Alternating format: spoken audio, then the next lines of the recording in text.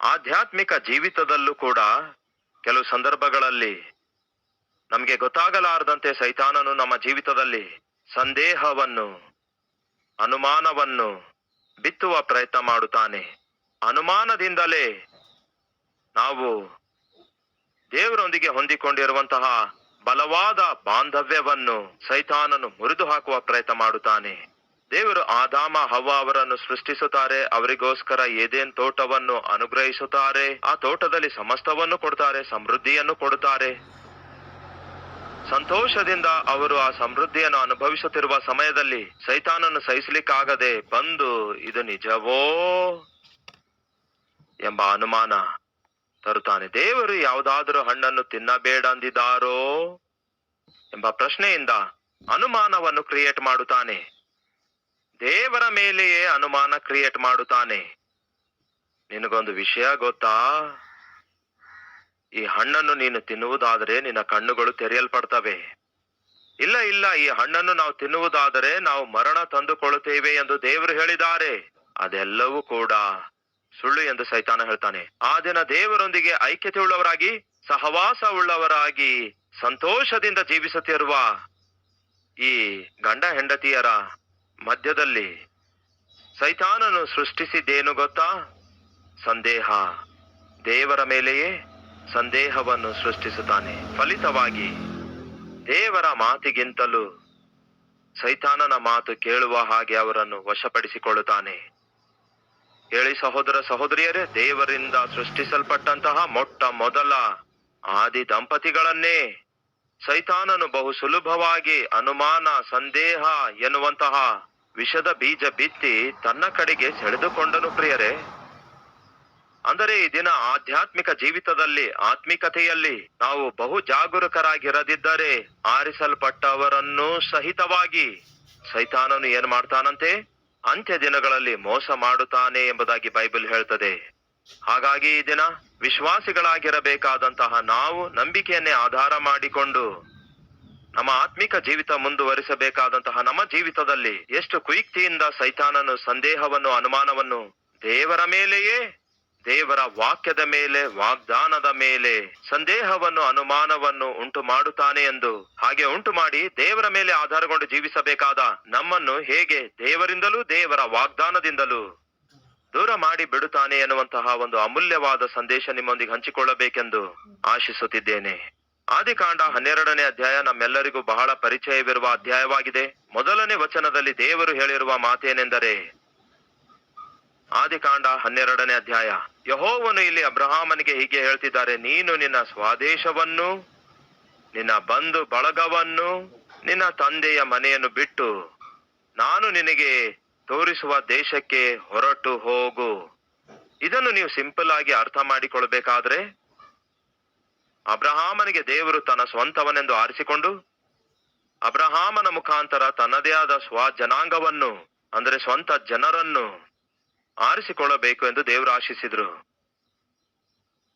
ಆತನನ್ನು ಸೇವಿಸುವ ಜನಸಮೂಹವನ್ನು, ಜನಾಂಗವನ್ನು, ಕನ್ನಡದಲ್ಲಿ ಜನಸಮೂಹ, ಜನಾಂಗ ಅನ್ನುತ್ತೇವಲ್ಲವೇ, ಇಂಗ್ಲಿಷ್ ನಲ್ಲಿ ನೇಷನ್ ಅಂತ ಇದೆ. ಅಂದರೆ ಒಂದು ದೇಶವನ್ನೇ ದೇವರು ಹೊಂದಿರಬೇಕೆಂದು ಆಶಿಸಿ, ಸೃಷ್ಟಿಯನ್ನೇ ಪೂಜಿಸುವಂತಹ ಕುಟುಂಬದಲ್ಲಿ ಹುಟ್ಟಿ ಬೆಳೆದಿರುವಂತಹ ಈ ಅಬ್ರಹಾಮನನ್ನು ದೇವರು ಪ್ರತ್ಯೇಕಿಸಿ ಹೇಳಿರುವ ಮಾತೇನೆಂದರೆ, ಪಾಪದಲ್ಲಿ ಜೀವಿಸುವಂತಹ ಪ್ರಜೆಗಳನ್ನು, ಪಾಪಿಷ್ಟ ಪದ್ಧತಿಗಳನ್ನು ಅನುಸರಿಸುತ್ತಿರುವಂತಹ ಪ್ರಾಂತ್ಯವನ್ನು ಬಿಟ್ಟು ಬಿಟ್ಟು ನಾನು ನಿನಗೆ ತೋರಿಸುವ ಪ್ರಾಂತ್ಯಕ್ಕೆ ಹೊರಟು ಹೋಗು ಅನ್ನುತ್ತಾರೆ. ಪಾಪಿಷ್ಟ ಪ್ರಜೆಗಳನ್ನು, ಪಾಪಿಷ್ಟ ಪ್ರಾಂತ್ಯವನ್ನು, ಪಾಪಿಷ್ಟ ಪದ್ಧತಿಗಳನ್ನು ಬಿಟ್ಟು ಬಿಟ್ಟು ನಾನು ನಿನಗೆ ವಾಗ್ದಾನ ಮಾಡಿರುವ ಭೂಮಿಗೆ ಹೊರಟು ಹೋಗು ಅನ್ನುತ್ತಾರೆ. ನಿನ್ನ ಜೀವಿತದಲ್ಲಿ ನನ್ನ ಉದ್ದೇಶಗಳೇನಾಗಿವೆ ಎಂದು, ನಿನ್ನ ಮುಖಾಂತರ ನಾನು ಏನು ಮಾಡಬಲ್ಲೆನೋ, ಏನು ಮಾಡಬೇಕೆಂದು ಆಶಿಸುತ್ತಿದ್ದೇನೋ ಅದನ್ನು ನಾನು ನೆರವೇರಿಸಬೇಕಾದರೆ ನೀನು ಪ್ರತ್ಯೇಕಿಸಲ್ಪಡಬೇಕು. ಒಂದು ಅಂಗಿ ಆಗಲಿ, ಒಂದು ಜಾಕೆಟ್ ಆಗಲಿ ಹೊಲೆಯಬೇಕಾದರೆ ಒಂದು ಟಾನ್ ಬಟ್ಟೆಯಿಂದ ಅಂಗಿಗಾಗಲಿ ಜಾಕೆಟ್ಗಾಗಲಿ ಬೇಕಾದ ಬಟ್ಟೆಯನ್ನು ಏನ್ ಮಾಡ್ಬೇಕು? ಸೆಪರೇಟ್ ಮಾಡಬೇಕು. ಆ ಬಟ್ಟೆ ಟಾನಿನೊಂದಿಗೆ ಇಟ್ಟು ಅಂಗಿ ಹೊಲಿ ಅಂತ ಹೇಳಿದ್ರೆ ಯಾರಿಂದಲೂ ಆಗಲ್ಲ. ಇರುವಂತಹ ಆ ಟಾನಿನೊಳಗಿಂದ ನಿಮ್ಮ ಅಂಗಿಗೆ ಎಷ್ಟು ಮೆಜರ್ಮೆಂಟ್ ಬೇಕು? 2 ಮೀಟರ್ಸೋ 2.5 ಮೀಟರ್ಸೋ ಎಷ್ಟು ಬೇಕೋ ಅಷ್ಟನ್ನು ಕಟ್ ಮಾಡಿ ಸೆಪರೇಟ್ ಮಾಡಿದ ಹೊರತು ಒಂದು ಅಂಗಿ ಹೊಲಿಯಲು ಸಾಧ್ಯವೇ ಇರಲ್ಲ. ಇಲ್ಲವೇ ಹಾಗೆಯೇ ಪ್ಯಾಂಟ್ ಹೊಲಿಯುವುದು ಕೂಡ ಸಾಧ್ಯವಿಲ್ಲ. ದೇವರು ನಿಮ್ಮನ್ನು ನನ್ನನ್ನು ಒಬ್ಬ ಅದ್ಭುತನಾದ ವ್ಯಕ್ತಿಯನ್ನಾಗಿ ತನ್ನ ಹೃದಯವನ್ನು ನಮಗೆ ಕೊಟ್ಟು ಈ ಪಾಪಿಷ್ಟ ಲೋಕಕ್ಕೆ ತನ್ನ ಮಕ್ಕಳನ್ನಾಗಿ ತೋರಿಸಿಕೊಡಬೇಕು ಎಂದು ದೇವರು ಆಶಿಸಿದಾಗ ದೇವರು ಕೂಡ ಕೋರಿಕೊಳ್ತಿರೋದೇನೆಂದ್ರೆ ಪ್ರತ್ಯೇಕತೆ. ಕ್ರೈಸ್ತರು ಯಾರು ಗೊತ್ತಾ? ಪ್ರತ್ಯೇಕಿಸಲ್ಪಟ್ಟವರು, ಪ್ರತ್ಯೇಕವಾಗಿ ಜೀವಿಸಲು ಕರೆಯಲ್ಪಟ್ಟವರಾಗಿದ್ದಾರೆ. ಚರ್ಚ್ ಅನ್ನುವುದು ಇಂಗ್ಲಿಷ್ ಪದವಾಗಿದೆ. ಅದು ಎಕ್ಲೀಶಿಯಾ ಎಂಬ ಗ್ರೀಕ್ ಪದದಿಂದ ಬಂದಿದೆ. ಎಕ್ಲೀಶಿಯಾ ಅಂದ್ರೆ ಅರ್ಥ ಗೊತ್ತಾ? ಪ್ರತ್ಯೇಕಿಸಲ್ಪಟ್ಟಂತಹ ಜನಾಂಗ. ಪರಿಶುದ್ಧವಾಗಿ ಪ್ರತ್ಯೇಕವಾಗಿ ಇರುವುದಕ್ಕೋಸ್ಕರ ಕರೆಯಲ್ಪಟ್ಟಂತಹ ಸಮಾಜ. ಸಭೆ ಅಂದರೆ ಪಾಪದಿಂದಲೂ ಪಾಪಿಷ್ಟ ಸಮಾಜದಿಂದ ಪ್ರತ್ಯೇಕಿಸಲ್ಪಟ್ಟು ದೇವರಿಗೋಸ್ಕರ ಆರಿಸಲ್ಪಟ್ಟಂತಹ ಸಮಾಜವಾಗಿದೆ. ಅದೇ ಚರ್ಚ್ ಆಗಿದೆ, ಅದೇ ಸಭೆಯಾಗಿದೆ. ನೀವು ನಾನು ಪ್ರತ್ಯೇಕಿಸಲ್ಪಟ್ಟಿದ್ದೇವೆ. ಕತ್ತಲೆಯೊಳಗಿಂದ ತನ್ನ ಆಶ್ಚರ್ಯಕರವಾದ ಬೆಳಕಿನೊಳಗೆ ದೇವರು ನಮ್ಮನ್ನು ಕರೆದಿರುವುದರಿಂದ, ಹಾಗೆ ಕರೆಯಲ್ಪಟ್ಟಂತಹ ನಾವು ಪರಿಶುದ್ಧ ಜನಾಂಗವಾಗಿದ್ದೇವೆ ಎಂದು ಬೈಬಲ್ ಹೇಳ್ತದೆ. ದೇವರು ಒಬ್ಬ ವ್ಯಕ್ತಿಗೆ ಉನ್ನತವಾದ ವ್ಯಕ್ತಿಯನ್ನಾಗಿ ಮಾರ್ಪಡಿಸಬೇಕೆಂದು ಆಶಿಸಿದಾಗ ಆ ವ್ಯಕ್ತಿಯನ್ನು ಪ್ರತ್ಯೇಕಿಸುತ್ತಾರೆ, ಸೆಪರೇಟ್ ಮಾಡುತ್ತಾರೆ. ಅದಕ್ಕಾಗಿಯೇ ದೇವರು ಅಬ್ರಹಾಮನಿಗೂ ಸೆಪರೇಟ್ ಮಾಡ್ತಿದ್ದಾರೆ. ಪಾಪಿಷ್ಟ ಪ್ರಜೆಗಳಿಂದಲೂ, ಪಾಪಿಷ್ಟ ಪದ್ಧತಿಗಳಿಂದಲೂ, ಪಾಪಿಷ್ಟ ಪ್ರಾಂತ್ಯಗಳಿಂದಲೂ ನೀವು ಬೇರೆಯಾಗಿ ನಾನು ತೋರಿಸುವ ದೇಶಕ್ಕೆ ಹೊರಟು ಹೋಗು ಎಂದು ಹೇಳುತ್ತಾ ದೇವರು ಹೇಳ್ತಾರೆ, ಹಾಗೆ ಒಂದು ವೇಳೆ ನಿನ್ನನ್ನು ನೀನು ಪ್ರತ್ಯೇಕಿಸಿಕೊಳ್ಳುವುದಾದರೆ ನಾನು ನಿನ್ನನ್ನು ಆಶೀರ್ವದಿಸುತ್ತೇನೆ. ಮೊದಲನೇದಾಗಿ ನಿನ್ನನ್ನು ಪ್ರತ್ಯೇಕಿಸಿಕೋ, ಆ ನಂತರವೇ ನಾನು ಹೇಳುವಂತಹ ನನ್ನ ವಾಗ್ದಾನಗಳು ನಿನ್ನ ಜೀವಿತದಲ್ಲಿ ನೆರವೇರುತ್ತವೆ. ಕೇಳಿರಿ ಸಹೋದರ ಸಹೋದರಿಯರೇ, ದೇವರು ನಿಮ್ಮ ವಿಷಯದಲ್ಲಿ ಹಾಕಿಕೊಂಡಿರುವ ಆತನ ಉನ್ನತವಾದ ಉದ್ದೇಶಗಳು, ಆಲೋಚನೆಗಳು ನೆರವೇರಬೇಕಾದರೆ ನೀವು ಖಚಿತವಾಗಿಯೂ ಪ್ರತ್ಯೇಕಿಸಲ್ಪಡಬೇಕು. ಪಾಪಕ್ಕೆ ದಾಸರಾಗಿ, ಪಾಪಕ್ಕೆ ಬಂಧಿತರಾಗಿ, ಇನ್ನೂ ನೀವು ಲೋಕಾನುಸಾರವಾಗಿ ಜೀವಿಸುತ್ತಾ ದೇವರ ಆಶೀರ್ವಾದಗಳನ್ನು, ದೇವರ ಆಶ್ಚರ್ಯ ಕಾರ್ಯಗಳನ್ನು, ದೇವರ ಪ್ರಣಾಳಿಕೆಗಳನ್ನು, ದೇವರ ಚಿತ್ತ ನಿಮ್ಮ ಜೀವಿತದಲ್ಲಿ ನೆರವೇರಬೇಕೆಂದು ನೀವು ಕೋರಿಕೊಳ್ಳುವುದು ಕೇವಲ ಅವಿವೇಕ ಆಗಿರುತ್ತೆ, ಅರ್ಥವಿಲ್ಲದಾಗಿರುತ್ತೆ. ದೇವರು ನಿಮಗೋಸ್ಕರ ಕೂಡಿಟ್ಟಿರುವಂತಹ ಅದ್ಭುತವಾದ ಭವಿಷ್ಯವನ್ನು ನೀವು ಸ್ವಾಧೀನ ಮಾಡಿಕೊಳ್ಳಬೇಕಾದ್ರೆ ಪಾಪ ಬಿಟ್ಟು ನೀವು ಬೇರೆ ಆಗಲೇಬೇಕು. ಪಾಪಿಷ್ಟ ಚಟಗಳಿಂದಲೂ ಕೂಡ ನೀವು ಬೇರೆ ಆಗಲೇಬೇಕು. ನೀವು ಬೇರೆ ಆಗಲಾರದಂತೆ ದೇವರ ಮೇಲುಗಳನ್ನು ಹೊಂದಿಕೊಳ್ಳಲು ಸಾಧ್ಯವಿಲ್ಲ. ಅದಕ್ಕಾಗಿ ಅಬ್ರಹಾಮನಿಗೆ ದೇವರು ಕೂಡ ಹೇಳಿದ್ದು ಅದೇ, separate your self from sinful places, from sinful people and sinful practices. ಬೇರೆ ಆಗು. ಹಾಗೆ ಬೇರೆ ಆಗುವುದಾದರೆ ಆಗ ದೇವರು ಹೇಳುವ ಮಾತುಗಳನ್ನು ಕೇಳೋಣ ಬನ್ನಿ. ನಾನು ತೋರಿಸಿಕೊಡುವ ದೇಶಕ್ಕೆ ಹೋಗು, ಬೇರೆಯಾಗಿ ಹೋಗು. ನಿನ್ನನ್ನು ದೊಡ್ಡ ಜನಾಂಗವನ್ನಾಗಿ ಮಾಡಿ, ನಿನ್ನನ್ನು ಆಶೀರ್ವದಿಸಿ, ನಿನ್ನ ಹೆಸರನ್ನು ಪ್ರಖ್ಯಾತಿಗೆ ತರುವೆನು. ನೀನು ಆಶೀರ್ವಾದ ನಿಧಿಯಾಗಿರುವಿ. ನಿನ್ನನ್ನು ಆಶೀರ್ವದಿಸುವವರನ್ನು ನಾನು ಆಶೀರ್ವದಿಸುತ್ತೇನೆ, ನಿನ್ನನ್ನು ದೂಷಿಸುವಂತವರನ್ನು ನಾನು ಶಪಿಸುತ್ತೇನೆ. ಭೂಲೋಕದ ಸಮಸ್ತ ವಂಶಗಳವರು ನಿನ್ನಲ್ಲಿ ಆಶೀರ್ವದಿಸಲ್ಪಡುವವು ಎಂದು ಅಬ್ರಹಾಮನಿಗೆ ಹೇಳಿದನು.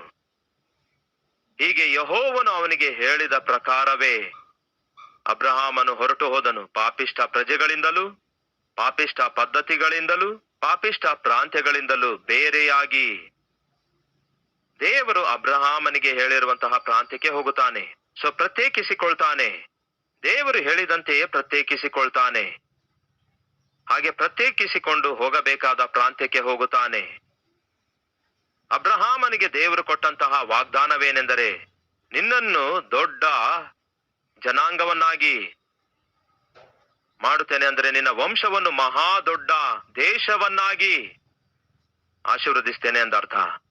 ಅಂದರೆ ನಾನು ನಿನಗೆ ಸಂತಾನವನ್ನು ಕೊಡ್ತೇನೆ, ಆ ಸಂತಾನವನ್ನು ಅಭಿವೃದ್ಧಿಯಾಗುವಂತೆ ಮಾಡ್ತೇನೆ, ನಿನ್ನ ಸಂತಾನವನ್ನು ವಿಸ್ತರಿಸುವಂತೆ ಮಾಡುತ್ತೇನೆ. ಎಷ್ಟರ ಮಟ್ಟಿಗೆ ವಿಸ್ತರಿಸುವಂತೆ ಮಾಡುತ್ತೇನೆ ಅನ್ನುವುದಾದರೆ, ನಿನ್ನಿಂದ ಬರುವಂತಹ ಒಂದು ಜನಾಂಗವೇ ಒಂದು ನೇಷನನ್ನಾಗಿ, ಒಂದು ದೇಶವನ್ನಾಗಿ ನಾನು ಆಶೀರ್ವದಿಸ್ತೇನೆ ಎಂದು ಇದನ್ನು ಆ ದಿನ ದೇವರು ಅಬ್ರಹಾಮನಿಗೆ ಕೊಟ್ಟ ವಾಗ್ದಾನವಾಗಿದೆ. ಅಂದರೆ ಈಗ ಅಬ್ರಹಾಮನು ದೇವರನ್ನು ನಂಬಬೇಕು. ಎದಕ್ಕಾಗಿ ನಂಬಬೇಕು ಎನ್ನುವುದಾದರೆ, ಮಕ್ಕಳೇ ಇಲ್ಲದಂತಹ ಅವನಿಗೆ ದೇವರು ಒಬ್ಬ ಮಗನನ್ನು ಅನುಗ್ರಹಿಸುತ್ತಾರೆ. ಮಕ್ಕಳೇ ಇಲ್ಲದಂತಹ ಅವನ ಕುಟುಂಬಕ್ಕೆ ದೇವರು ಗರ್ಭಫಲವನ್ನು ದಯಪಾಲಿಸುತ್ತಾರೆ ಎಂದು ನಂಬಬೇಕು. ನಂಬುತ್ತಾನೆ. ನಂಬಿರುವುದರಿಂದಲೇ ದೇವರು ಹೇಳಿದ ಪ್ರಕಾರ ಅಬ್ರಹಾಮನು ವಾಗ್ದಾನ ಭೂಮಿಗೆ ಬರ್ತಾನೆ. ಸೊ ಈಗ ಅಬ್ರಹಾಮನು ಏನಾಗುತ್ತಾನೆ ಗೊತ್ತಾ? ಅದಕ್ಕಿಂತ ಮುಂಚೆ ಅವಿಶ್ವಾಸಿ, ದೇವರನ್ನು ನಂಬದೇ ಇರುವಂತಹ ಅಬ್ರಹಾಮನು ದೇವರ ಮಾತನ್ನು ಕೇಳಿ ಆತನ ಮಾತಲ್ಲಿ ನಂಬಿಕೆ ಇಟ್ಟಿರುವುದರಿಂದ ಈಗ ವಿಶ್ವಾಸಿಯಾಗಿ ಮಾರ್ಪಡ್ತಾನೆ. ಹಾಗೆ ವಿಶ್ವಾಸಿಯಾಗಿ ಮಾರ್ಪಡುವುದು ಮಾತ್ರವಲ್ಲದೆ ನಂಬಿಕೆ ಇಡುವವರೆಲ್ಲರಿಗೂ ಏನಾದನು? ತಂದೆಯಾದನು. ಸೊ ದೇವರಲ್ಲಿ ನಂಬಿಕೆ ಇಡ್ತಾನೆ. ದೇವರಲ್ಲಿ ನಂಬಿಕೆ ಇಟ್ಟನು ಅಂದ್ರೆ ಅದರ ಅರ್ಥ ದೇವರ ಮಾತಿನಲ್ಲಿ ನಂಬಿಕೆ ಇಟ್ಟನು. ಯಾವುದು ದೇವರ ಮಾತನ್ನು ಅವನು ನಂಬಿದ? ದೇವರು ನನಗೆ ಒಬ್ಬ ಮಗನನ್ನು ಕೊಡ್ತಾರಂತೆ, ದೇವರು ನನಗೊಂದು ಸಂತಾನ ಕೊಡ್ತಾರಂತೆ, ನನ್ನ ವಂಶವನ್ನು ಅಭಿವೃದ್ಧಿ ಪಡಿಸುತ್ತಾರಂತೆ. ಎಷ್ಟರ ಮಟ್ಟಿಗೆ ಅಂದ್ರೆ ನನ್ನ ವಂಶವನ್ನು, ನನ್ನ ಸಂತತಿಯನ್ನು, ಮುಂಬರುವ ವಂಶಗಳ ಮೇಲೆ ವಂಶಗಳನ್ನೆಲ್ಲ ಒಂದು ದೇಶವನ್ನಾಗಿಯೇ ಮಾರ್ಪಡಿಸುತ್ತಾರಂತೆ ಎಂದು ನಂಬಿದ. ವಿಶ್ವಾಸವಿಡುತ್ತಾನೆ. ಈಗ ಸ್ವಲ್ಪ ಮುಂದೆ ಹೋಗೋಣ ಬನ್ನಿ. ಆದಿಕಾಂಡ 15ನೇ ಅಧ್ಯಾಯ ವಚನ 1ರಿಂದ ಕೆಲವು ವಚನಗಳು. ಈ ಸಂಗತಿಗಳು ನಡೆದ ಮೇಲೆ ಅಬ್ರಹಾಮನಿಗೆ ದರ್ಶನದಲ್ಲಿ ಯೆಹೋವನ ವಾಕ್ಯ ಉಂಟಾಯಿತು. ಏನೆಂದರೆ, ಅಬ್ರಹಾಮನೇ, ಭಯಪಡಬೇಡ, ನಾನೇ ನಿನಗೆ ಗುರಾಣಿಯಾಗಿದ್ದೇನೆ, ನಿನಗೋಸ್ಕರ ಅತ್ಯಧಿಕ ಬಹುಮಾನ ಇಟ್ಟದೆ ಎಂಬುದೇ. ಅದಕ್ಕೆ ಅಬ್ರಹಾಮನು, ಕರ್ತನಾದ ಯೆಹೋವನೇ, ನನಗೆ ಏನು ಕೊಟ್ಟರೇನು? ನಾನು ಸಂತಾನವಿಲ್ಲದವನಾಗಿ ಹೋಗುತ್ತಾ ಇದ್ದೇನಲ್ಲವೇ? ನನ್ನ ಆಸ್ತಿಯೆಲ್ಲ ಎಲಿಯಾಜರನ ಪಾಲಾಗುತ್ತದಲ್ಲವೇ? ತಿರುಗಿ ಅಬ್ರಹಾಮನು, ಇಗೋ, ನೀನು ನನಗೆ ಸಂತಾನ ಕೊಡಲಿಲ್ಲ, ಆದುದರಿಂದಲೇ ನನ್ನ ಮನೆಯಲ್ಲಿ ಹುಟ್ಟಿದವನೇ ನನಗೆ ಬಾಧ್ಯನಾಗಬೇಕಾಯಿತೆಂದು ಹೇಳಿದ್ದರಿಂದ ಯೆಹೋವನು ಅವನ ಸಂಗಡ ಮಾತಾಡಿ, ಇವನು ನಿನಗೆ ಬಾಧ್ಯಸ್ಥನಾಗುವುದಿಲ್ಲ, ನಿನ್ನ ಹೊಟ್ಟೆಯಲ್ಲೇ ಹುಟ್ಟುವವನು ನಿನಗೆ ಬಾಧ್ಯನಾಗುವನು. ಏನಂತೆ? ನಿನ್ನ ಹೊಟ್ಟೆಯಲ್ಲಿ ಹುಟ್ಟುವವನೇ ನಿನಗೆ ಬಾಧ್ಯನಾಗಿ ಆಗುವನು ಎಂದು ಹೇಳಿದನು. ಆಮೇಲೆ ಅವನನ್ನು ದೇವರು ಹೊರಗೆ ಬೆಳಕಿಗೆ ಕರೆತಂದು, ನೀನು ಆಕಾಶದ ಕಡೆಗೆ ನೋಡು, ನಕ್ಷತ್ರಗಳನ್ನು ಲೆಕ್ಕಿಸುವುದು ನಿನ್ನಿಂದಾದರೆ ಲೆಕ್ಕಿಸು, ನಿನ್ನ ಸಂತಾನವು ಅಷ್ಟಾಗುವುದು ಎಂದು ಹೇಳಿದನು. ಅಬ್ರಹಾಮನು ಯೆಹೋವನನ್ನು ನಂಬಿದನು. ಯೆಹೋವನು ಅವನ ನಂಬಿಕೆಯನ್ನು ಅವನ ಲೆಕ್ಕಕ್ಕೆ ನೀತಿಯೆಂದು ಎಣಿಸಿದನು. 13-14ನೇ ವಚನಗಳು. ಇಲ್ಲಿ ಯೆಹೋವನು ಹೇಳುತ್ತಿದ್ದಾರೆ, ನಿನ್ನ ಸಂತತಿಯವರು ಅನ್ಯ ದೇಶದಲ್ಲಿ ಕೆಲವು ಕಾಲ ವಾಸವಾಗಿದ್ದು ಆ ದೇಶದವರಿಗೆ ದಾಸರಾಗುವರು. 400 ವರ್ಷಗಳವರೆಗೂ ಆ ದೇಶದವರಿಂದ ಬಾಧೆ ಪಡುವರು. ಅವರಿಂದ ಬಿಟ್ಟಿ ಕೆಲಸ ಮಾಡಿಸಿಕೊಂಡ ಆ ಜನಾಂಗವನ್ನು ನಾನೇ ಶಿಕ್ಷಿಸುವೆನು. ನೀನಂತೂ ಸಮಾಧಾನದೊಡನೆ ಪಿತೃಗಳ ಬಳಿಗೆ ಸೇರುವಿ.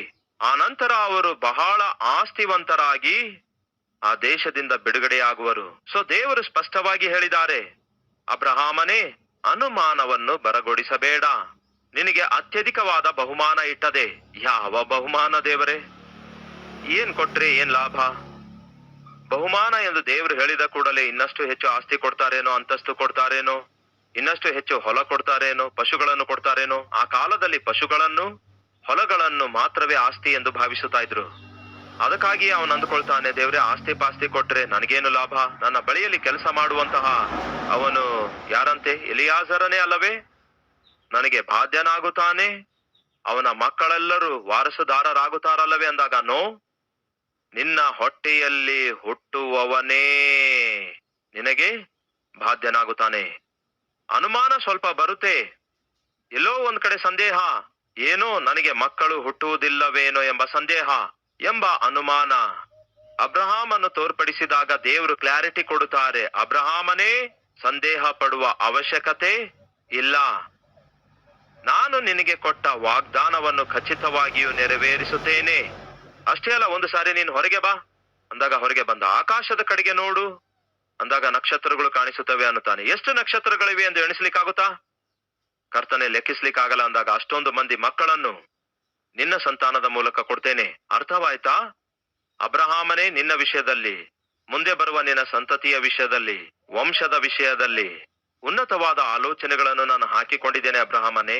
ಅಷ್ಟೇ ಅಲ್ಲ, ಸ್ವಲ್ಪ ಕಾಲವಾದ ನಂತರ ನಿನ್ನ ಸಂತತಿಯವರು ಅವರಿಗೆ ಅರಿಯದೇ ಇರುವಂತಹ ದೇಶಕ್ಕೆ ಕೊಂಡೊಯ್ಯಲ್ಪಡುವರು. 400 ವರ್ಷಗಳವರೆಗೂ ಅಲ್ಲಿ ಅವರು ಬಾಧಿಸಲ್ಪಡ್ತಾರೆ, ಬಂದಿ ಆಳುಗಳಾಗಿ ಜೀವಿಸ್ತಾರೆ. ಆದರೆ ಆ ನಂತರ ಅವರು ಬಹಳ ಆಸ್ತಿವಂತರಾಗಿ ನಾನು ಅವರನ್ನು ವಾಗ್ದಾನ ಭೂಮಿಗೆ ಕರೆದೊಯ್ಯುತ್ತೇನೆ. ಎಷ್ಟು ಅದ್ಭುತವಾಗಿ ದೇವರು ಭವಿಷ್ಯದ ಕುರಿತಾಗಿ ಅಬ್ರಹಾಮನಿಗೆ ತಿಳಿಯಪಡಿಸಿದ್ದಾರೆ ನೋಡಿ. ನಿಮಗೆ ಜ್ಞಾಪಕ ಇದೆಯಾ? ಯಾಕೋಬನ ಮಗನಾದ ಯೋಸೇಫನು ತಾನು ಅರಿಯದೇ ಇರುವಂತಹ ದೇಶಕ್ಕೆ ಕೊಂಡೊಯ್ಯಲ್ಪಡ್ತಾನೆ. ಎಲ್ಲಿಗೆ ಎಂದು ಹೇಳ್ತೇನೆ ಕೇಳಿ. ಐಗುಪ್ತ ದೇಶಕ್ಕೆ. ಆನಂತರ ಯಾಕೋಬನ ಮಕ್ಕಳೆಲ್ಲರೂ ಎಲ್ಲಿಗೆ ಹೋಗ್ತಾರೆ ಗೊತ್ತಾ? ಐಗುಪ್ತ ದೇಶಕ್ಕೆ. ಅಲ್ಲಿ ಎಷ್ಟು ಕಾಲ ಇರುತ್ತಾರೆ ಗೊತ್ತಾ? 400 ವರ್ಷಕ್ಕಿಂತಲೂ ಅಧಿಕವಾಗಿ ಅಲ್ಲಿರ್ತಾರೆ. ಹಾಗೆ ಅವರು ಬಂದಿ ಆಳುಗಳಾಗಿದ್ದಾಗ ಯಾರು ಹುಟ್ಟುತ್ತಾರೆ ಗೊತ್ತಾ? ಮೋಶೆ ಜನಿಸುತ್ತಾನೆ. 40 ವರ್ಷಗಳವರೆಗೂ ಮೋಶೆ ಫರೋಹನ ಮನೆಯಲ್ಲಿ ಫರೋಹನ ಮೊಮ್ಮಗನಾಗಿ ಬೆಳೆಯುತ್ತಾನೆ. ಆ ನಂತರ ದೇವರು, ಅಂದರೆ ಆ ಮೋಶೆಯ ಆತುರತನದ ಕ್ರಿಯೆಯಿಂದ, ಐಗುಪ್ತನೊಬ್ಬನನ್ನು ಕೊಲ್ಲುವುದರಿಂದ ಫರೋಹನು ಎಲ್ಲಿ ನನ್ನನ್ನು ಕೊಂದಾಕ್ತಾನೆ ಅಂದುಕೊಂಡು ಮೋಶೆ ಅರಣ್ಯದೊಳಗೆ ಓಡಿ ಹೋಗಬೇಕಾದ ಸ್ಥಿತಿ ಬಂತು. ಮುಂದಿನ 40 ವರ್ಷಗಳವರೆಗೂ ಮೋಶೆ ಅರಣ್ಯದಲ್ಲಿ ಇರಬೇಕಾಯ್ತು. ಕಾಲವು ಪರಿಪೂರ್ಣವಾದಾಗ ಮೋಶೆಗೆ ನಾಯಕನನ್ನಾಗಿ ದೇವರು ತಿರುಗಿ ಐಗುಪ್ತ ದೇಶಕ್ಕೆ ಕರ್ತಾರ್ತಾರೆ. ಅಬ್ರಹಾಮನಿಗೆ ದೇವರು ಹೇಳಿರುವ ಮಾತೇನು? 400 ವರ್ಷಗಳಿಗಿಂತಲೂ ಹೆಚ್ಚಾಗಿ ನಿನ್ನ ಸಂತಾನದವರು ತಾವು ಅರಿಯದ ದೇಶದಲ್ಲಿ ಬಂದಿಯಾಳುಗಳಾಗಿರ್ತಾರೆ. ಎಕ್ಸಾಕ್ಟ್ ಆಗಿ 400 ವರ್ಷಗಳ ನಂತರ ದೇವರು ಮೋಶೆಯನ್ನು ಎಬ್ಬಿಸುತ್ತಾರೆ. ಅವರೆಲ್ಲರನ್ನೂ ಕೂಡ ಫರೋಹನ ಬಲವಾದಂತಹ ಹಿಡಿತದೊಳಗಿಂದ ಬಿಡಿಸಿ, ಅವರಿಗೋಸ್ಕರವೇ ಎಂದು ನೇಮಿಸಿಟ್ಟಿರುವಂತಹ ಹಾಲು ಜೇನು ಹರಿಯುವ ದೇಶಕ್ಕೆ ನಡೆಸುವುದಕ್ಕಾಗಿ ದೇವರು ಮೋಶೆಯನ್ನು ಕಳಿಸುತ್ತಾರೆ. ಏನೆಲ್ಲಾ ದೇವರು ಅಬ್ರಹಾಮನಿಗೆ ಹೇಳಿದರೋ ಆ ನಂತರ ಅದು ನೆರವೇರಿತೋ ಇಲ್ಲವೋ? ಖಚಿತವಾಗಿಯೂ ನೆರವೇರಿತು. ಅಂದರೆ ಅರ್ಥವೇನು? ದೇವರು ಏನೆಲ್ಲ ನಿಮ್ಮ ಜೀವಿತದ ವಿಷಯದಲ್ಲಿ, ನಮ್ಮ ಜೀವಿತದ ವಿಷಯದಲ್ಲಿ ಯಾವ ಪ್ರಣಾಳಿಕೆ ಉದ್ದೇಶ ಹಾಕಿಕೊಂಡಿದ್ದಾರೋ, ತನ್ನ ಮಕ್ಕಳ ವಿಷಯದಲ್ಲಿ ಆತನು ಯಾವ ಆಲೋಚನೆ ಹಾಕಿಕೊಂಡಿದ್ದಾನೋ, ಖಚಿತವಾಗಿಯೂ ಅವುಗಳನ್ನು ನೆರವೇರಿಸುತ್ತಾನೆ. ಯಾವಾಗ ನಾವು ಸಂದೇಹ ಪಡದೆ ಆತನು ಕೊಟ್ಟಂತಹ ವಾಗ್ದಾನವನ್ನು ನಾವು ವಿಶ್ವಾಸವಿಟ್ಟು ನಂಬಿಕೆ ಇಡುವಾಗ. ಆದರೆ ಏದೇನ್ ತೋಟದೊಳಗೆ ಪ್ರವೇಶಿಸಿದ ಸೈತಾನನು, ಆದಾಮ ಹವ್ವ ಎಂಬ ದಂಪತಿಗಳ ನಡುವೆ ಪ್ರವೇಶಿಸಿದಂತಹ ಸೈತಾನನು ಅಬ್ರಹಾಮನ ಕುಟುಂಬದೊಳಗೂ ಕೂಡ ಪ್ರವೇಶಿಸಿದ. ಅಬ್ರಹಾಮನು ಸಾರಳು ಅದ್ಭುತವಾದಂತಹ ದಂಪತಿಗಳಾಗಿದ್ರು. ಈ ದಂಪತಿಗಳ ಜೀವಿತದಲ್ಲೂ ಅವರ ಕುಟುಂಬದಲ್ಲೂ ಕೂಡ ಸೈತಾನನು ಪ್ರವೇಶಿಸಿದ. ಯಾವ ರೂಪದಲ್ಲಿ ಪ್ರವೇಶಿಸಿದನು ಗೊತ್ತಾ? ಏದೇನ್ ತೋಟದಲ್ಲಿ ಯಾವ ರೀತಿಯಾಗಿ ಪ್ರವೇಶಿಸಿದನೋ, ಅಬ್ರಹಾಮ, ಸಾರಳ ಇವರ ಕುಟುಂಬದಲ್ಲಿಯೂ ಕೂಡ ಹಾಗೆ ಪ್ರವೇಶಿಸಿದ. ಆ ಏದೇನ್ ತೋಟದಲ್ಲಿ ಅನುಮಾನ ಉಂಟು ಮಾಡ್ತಾನೆ. ದೇವರ ಮೇಲೆಯೇ ಅನುಮಾನ ಕ್ರಿಯೇಟ್ ಮಾಡ್ತಾನೆ. ಇದು ನಿಜವೋ? ದೇವರು ಯಾವ ಹಣ್ಣನ್ನಾದ್ರೂ ತಿನ್ನಬೇಡ ಅಂದಿದಾರೋ? ಹೌದು, ತಿನ್ನಬೇಡ ಅಂದಿದ್ದಾರೆ. ಈ ಹಣ್ಣನ್ನು ನಾವು ತಿಂದ್ರೆ ಸಾಯುತ್ತೇನೆ ಅಂದಿದ್ದಾರೆ. ಸುಳ್ಳು ಮಾತು. ನೀವು ಎಂದಿಗೂ ಸಾಯುವುದೇ ಇಲ್ಲ. ಈ ಹಣ್ಣು ತಿಂದ ನಂತರ ನಿಮ್ಮ ಕಣ್ಣು ತೆರೆಯಲ್ಪಡುತ್ತವೆ. ನೀವು ದೇವದೂತರಂತೆ ಮಾರ್ಪಡ್ತೀರಿ. ದೇವರ ಮೇಲೆಯೇ ಅನುಮಾನವನ್ನು ಕ್ರಿಯೇಟ್ ಮಾಡಿದ. ದೇವರ ಮಾತನ್ನೇ ನಂಬಲಾರದಂತೆ ಮಾಡಿದ. ತನ್ನ ಮಾತನ್ನೇ ನಂಬುವಂತೆ ಅವರನ್ನು ಮರಳುಗೊಳಿಸಿದ. ಹೆಚ್ಚು ಕಡಿಮೆ ಈಗ ಅಬ್ರಹಾಮ ಸಾರಳ ಕುಟುಂಬದಲ್ಲಿಯೂ ಕೂಡ ಸೈತಾನನು ಅನುಮಾನ, ಸಂದೇಹ ಎನ್ನುವಂತಹ ಆಯುಧವನ್ನೇ ಬಳಸಿ ಅವ್ರಿಗೇನ್ ಮಾಡ್ಲಿಕ್ಕಿದ್ದಾನೆಂದು ನೋಡೋಣ ಬನ್ನಿ. 16ನೇ ಅಧ್ಯಾಯ 1ನೇ ವಚನ. ಅಬ್ರಹಾಮನ ಹೆಂಡತಿಯಾದ ಸಾರಾಯಳಿಗೆ ಯಾವ ಮಕ್ಕಳಿರಲಿಲ್ಲ. ಆಕೆಗೆ ಐಗುಪ್ತ ದೇಶದವಳಾದ ಹಾಗರಳೆಂಬ ದಾಸಿ ಇದ್ದಳು. ಹೀಗಿರಲಾಗಿ ಸಾರಾಯಳು ಅಬ್ರಹಾಮನಿಗೆ, ಇಗೋ, ನಾನು ಮಕ್ಕಳನ್ನು ಹಡೆಯಲಾರದಂತೆ ಯೆಹೋವನು ಮಾಡಿದ್ದಾನೆ. ಹಾಗೆ ಅನ್ನಬೇಕನ್ನುತ್ತೀರೋ ಇಲ್ಲವೇ? ಇಗೋ, ಬಂಜೆಯಾಗಿರುವಂತಹ ನನಗೆ ಯೆಹೋವನು ಅದ್ಭುತವಾದ ವಾಗ್ದಾನ ಕೊಟ್ಟಿದ್ದಾರೆ. ಈ ವಯಸ್ಸಲ್ಲಿ ಮಕ್ಕಳನ್ನು ಹಡೆಯುವುದಕ್ಕಾಗಿ ಯಾವ ಅರ್ಹತೆ, ಯೋಗ್ಯತೆ, ಆರೋಗ್ಯ ಇಲ್ಲದಿದ್ರೂ ಸಹ ವಾಗ್ದಾನ ಕೊಟ್ಟಿದ್ದಾರೆ. ಹಾಗಾಗಿ ದೇವರು ಕೊಟ್ಟಿರುವ ವಾಗ್ದಾನವನ್ನು ಖಚಿತವಾಗಿಯೂ ಆತನು ನೆರವೇರಿಸುತ್ತಾನೆ. ತನ್ನ ಗಂಡನಿಗೆ ಕರೆದು, ಅಯ್ಯ, ಧೈರ್ಯವಾಗಿರಿ. ಒಮ್ಮೆ ವಾಗ್ದಾನ ಕೊಟ್ಟಂತಹ ದೇವರು ಒಂದಲ್ಲ ಒಂದು ದಿವಸ ಅದನ್ನು ನೆರವೇರಿಸಲಾರದೆ ಇರೋದಿಲ್ಲ. ಧೈರ್ಯವಾಗಿರಿ ಎಂದು ಹೇಳುವುದರ ಬದಲಿಗೆ ಆ ದಿನ ಅದೇನೋ ಸಾರಳಿಗೆ ದೇವರ ಮೇಲೆಯೇ ಸಂದೇಹ ಬಂತು. ಕ್ರೈಸ್ತಿಯ ಸಮಾಜವೇ, ನಾವು ವಿಶ್ವಾಸಿಗಳು ದೇವರನ್ನು, ದೇವರ ವಾಕ್ಯವನ್ನು, ವಾಗ್ದಾನವನ್ನು ನಂಬಿ ಬದುಕುವಂತಹ ವಿಶ್ವಾಸಿಗಳಾಗಿದ್ದೇವೆ. ಈ ನಂಬಿಕೆಯ ಪ್ರಯಾಣದಲ್ಲಿ ಅನೇಕ ಸಾರಿ ಸೈತಾನನು ಪ್ರವೇಶಿಸಿ ನಮ್ಮ ಜೀವಿತದಲ್ಲಿ ಸಂದೇಹ, ಅನುಮಾನ ಎನ್ನುವಂತಹ ಬೀಜ ಬಿತ್ತುವಂತಹ ಪ್ರಯತ್ನ ಮಾಡುತ್ತಾನೆ. ಅದು ಗಂಡ ಹೆಂಡತಿಯರ ಮಧ್ಯದಲ್ಲಾಗಿರಬಹುದು, ಅಣ್ಣ ತಮ್ಮಂದಿರ ಮಧ್ಯದಲ್ಲಾಗಿರಬಹುದು, ಅಕ್ಕ ತಂಗಿಯಂದರ ಮಧ್ಯದಲ್ಲಾಗಿರಬಹುದು, ಇಲ್ಲವೇ ಒಳ್ಳೆ ಸ್ನೇಹಿತರ ಮಧ್ಯದಲ್ಲೂ ಆಗಿರಬಹುದು, ಸೇವಕರ ಮಧ್ಯದಲ್ಲಾಗಿರಬಹುದು. ಎಲ್ಲಿ ಐಕ್ಯತೆ ಸಖ್ಯತೆ ಇರುತ್ತದೋ ಅಲ್ಲಿ ಸೈತಾನನು ಮಾಡುವಂತಹ ದುರ್ಮಾರ್ಗತನದ ಕೆಲಸ ಯಾವುದು ಗೊತ್ತಾ? ಐಕ್ಯತೆಯನ್ನು, ಸಖ್ಯತೆಯನ್ನು, ಸಂತೋಷವನ್ನು, ಸಮಾಧಾನವನ್ನು ಸಮಾಧಿ ಮಾಡುವಂತಹ ಸಂದೇಹವನ್ನು ಅವನು ತಂದು ಒಂದು ಬೀಜವನ್ನು ಬಿತ್ತುತ್ತಾನೆ. ಆ ಒಂದು ಬಿತ್ತನೆ ಸಾಕು ಕುಟುಂಬವನ್ನು ಒಡೆದು ಹಾಕುವುದಕ್ಕಾಗಿ. ಜಾಗ್ರತೆಯಿಂದ ಕೇಳ್ರಿ. ನಿಮ್ಮನ್ನು ಪ್ರಾಣದಂತೆ ಪ್ರೀತಿಸಿ ದೇವರು ಕೊಟ್ಟಂತಹ ಮಾತಿನ ಕುರಿತಾಗಿ, ಆತನು ಕೊಟ್ಟ ವಾಗ್ದಾನದ ಕುರಿತಾಗಿ ಆಲೋಚಿಸುವುದಾದರೆ, ಆತನ ಮಾತನ್ನು ಆಧಾರ ಮಾಡಿಕೊಂಡು ನೀವು ಜೀವಿಸುವುದಾದರೆ, ಆತನ ವಾಗ್ದಾನ ಆಧಾರ ಮಾಡಿಕೊಂಡು ನೀವು ಜೀವಿಸುವುದಾದರೆ ಅದು ಸಂತೋಷ ಕೊಡ್ತದೆ, ಸಮಾಧಾನ ಕೊಡ್ತದೆ.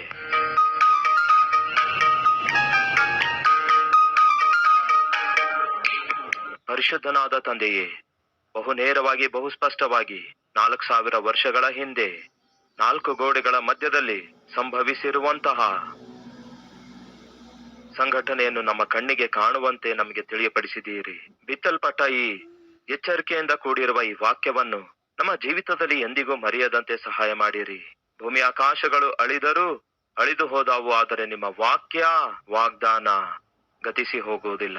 ಅದಕ್ಕಾಗಿಯೇ ದೇವರೇ, ಯಾವತ್ತೇ ಆಗಲಿ ಭಯ ಉಂಟಾದರೂ, ಯಾವತ್ತೇ ಆಗಲಿ ಸೈತಾನನು ಬಂದು ನಮ್ಮನ್ನು ಶೋಧಿಸಿದರು, ಅನುಮಾನವನ್ನು ಉಂಟು ಮಾಡಿದರು, ತಕ್ಷಣವೇ ಮೊಳಕಾಲೂರಿ ನಿಮ್ಮ ವಾಕ್ಯದ ಮುಖಾಂತರ ದೇವರೇ ನಮ್ಮ ನಂಬಿಕೆಯನ್ನು ನಾವು ಹೆಚ್ಚಿಸಿಕೊಳ್ಳುವಂತೆ, ನಿಮ್ಮ ವಾಗ್ದಾನವನ್ನು ಮೇಲಿಂದ ಮೇಲೆ ಓದಿ ನಂಬಿಕೆಯನ್ನು ಕಾಪಾಡಿಕೊಳ್ಳುವಂತೆ ಸಹಾಯ ಮಾಡಿರಿ. ದೇವರೇ, ನಮ್ಮ ಜೀವಿತದಲ್ಲಿ ಯಾವುದೇ ಸಮಸ್ಯೆ ಬಂದರೂ ಆ ಸಮಸ್ಯೆ ನಿಮ್ಮ ಪಾದದ ಬಳಿಯಲ್ಲಿ ನಾವು ಹೇಳಿಕೊಳ್ಳುವುದಾದರೆ ಪರಿಷ್ಕರಿಸುತ್ತೀರಿ. ಅದಕ್ಕಾಗಿಯೇ ದೇವರೇ, ವಾಕ್ಯಾನುಸಾರವಾಗಿಯೂ ನಿಮ್ಮ ಚಿತ್ತಾನುಸಾರವಾಗಿಯೂ ನಮ್ಮ ಜೀವಿತದಲ್ಲಿ, ನಮ್ಮ ಕುಟುಂಬದಲ್ಲಿ, ನಾವು ಮಾಡುವ ಸೇವೆಯಲ್ಲಿ, ಪರಿಚರ್ಯದಲ್ಲಿ ಎದ್ದೇಳುವಂತಹ ಪ್ರತಿ ಸಮಸ್ಯೆಯನ್ನು ದೇವರೇ ನೀವು ಪರಿಷ್ಕರಿಸುವವರೆಗೂ, ನಿಮ್ಮ ಚಿತ್ತಾನುಸಾರವಾಗಿ ನೀವು ಸಮಾಧಾನ ಕೊಡುವವರೆಗೂ ನಾವು ನಿಮ್ಮ ಕಡೆಗೆ ನೋಡುವ ಕೃಪೆಯನ್ನು ದಯಪಾಲಿಸಿರಿ. ನಿಮ್ಮ ಮೇಲೆ ಆಧಾರಗೊಳ್ಳುವ ಕೃಪೆ ದಯಪಾಲಿಸಿರಿ. ನಿಮಗೆ ಎಲ್ಲ ಮಹಿಮೆ, ಘನತೆ, ಪ್ರಭಾವಗಳನ್ನು ಸಲ್ಲಿಸುತ್ತಾ ಯೇಸುವಿನ ನಾಮದಲ್ಲಿ ಬೇಡಿ ಹೊಂದಿದ್ದೇವೆ ತಂದೆಯೇ. ಆಮೇನ್.